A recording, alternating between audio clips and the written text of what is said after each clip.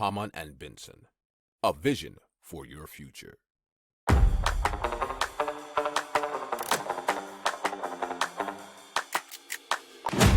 Économie, tech et innovation, hydrogène, énergie. Le journal des stratèges. Présenté par Boris Kalt. Bonjour à tous et bienvenue dans le journal des stratèges consacré aujourd'hui à l'hydrogène. Allez, au sommaire, on va vous parler de 225 stations de recharge d'hydrogène en France d'ici à 2025. L'Union européenne et l'Égypte qui signent un partenariat sur l'hydrogène. On va vous parler aussi d'une batterie à hydrogène pour chaque maison et d'une pile à hydrogène, bien entendu, d'une autonomie de 2000 km pour les voitures. Vous écoutez le journal des stratèges numéro 308 et ça commence tout de suite. Hamann and Benson. Le journal des stratèges. Et donc, la France comptera 225 stations de recharge d'hydrogène d'ici à 2025. Ce chiffre cité par l'article du JDD.fr résulte d'une enquête menée par l'association France Hydrogène auprès de l'ensemble des acteurs de la filière, des PME aux grands groupes. D'ici à la fin de l'année, la France doit compter 58 stations pouvant être utilisées par tout type de véhicules fonctionnant à l'hydrogène, voitures, poids lourds, etc. Vous savez aussi, il y a les vélos maintenant à hydrogène. On vous en a parlé plusieurs fois dans le journal des stratèges. Alors, la production d'hydrogène renouvelable doit atteindre 900 MW dans 3 ans contre 13 MW actuellement. Alors, le pays s'est donné comme objectif à l'horizon 2030 d'atteindre une production de 6500 MW et de posséder 1000 stations de recharge dans le cadre de sa stratégie nationale. Si vous aimez cette revue de presse, vous pouvez vous abonner gratuitement à notre newsletter qui s'appelle La Lettre des Stratèges, LLDS, qui relate, et cela gratuitement, du lundi au vendredi, l'actualité économique, technologique, énergétique, mais aussi de l'hydrogène, et puis de tout ce qu'on trouvera super intéressant pour votre vie. Hamann and Benson. Le journal des stratèges. Et donc l'Union européenne et l'Égypte ont signé effectivement un partenariat sur l'hydrogène vert. Et donc je cite Frans Timmermans, qui est vice-président de la Commission européenne. En Europe, nos besoins en hydrogène vont augmenter jusqu'à 20 millions de tonnes d'ici 2030. C'est RFI.fr qui reprend ces déclarations. L'UE espère produire elle-même 10 millions sur les 20 nécessaires. Alors, le choix de l'Égypte, ajoute le vice-président, vient aussi de sa proximité avec l'Europe. Transporter cet hydrogène sur de longues distances est encore techniquement compliqué, mais nous ne parlons pas de longue distance lorsque nous parlons de l'Égypte. L'Égypte est idéalement placée pour cela. La Commission européenne a également annoncé une contribution de 35 millions d'euros à la nouvelle plateforme égyptienne en charge de la transition énergétique du pays. Hamann and Benson.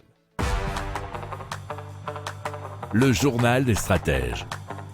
Et donc on vous parle d'une société australienne qui est dénommée Lavo et qui mise sur l'hydrogène comme ingrédient principal de sa nouvelle batterie, laquelle possède une capacité de 40 kW.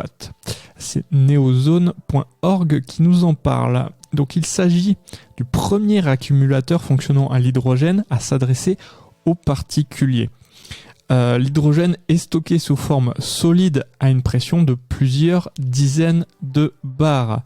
Un boîtier mesurant 1,7 x 1,2 mètres permet de stocker 2 à 3 fois plus d'énergie que les autres modèles conçus pour un usage domestique, nous dit la société.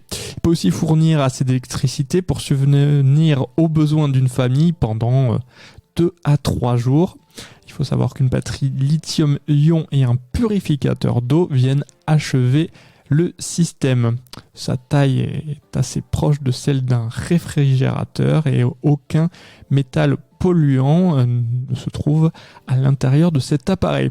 Sa durée de vie est censée avoisiner les 30 ans.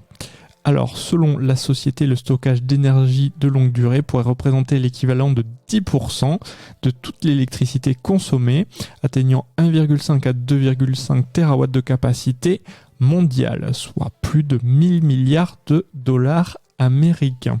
Alors, l'hydrogène vert devrait devenir un marché de 15 billions de dollars américains d'ici 2050, fournissant 25% des besoins énergétiques mondiaux.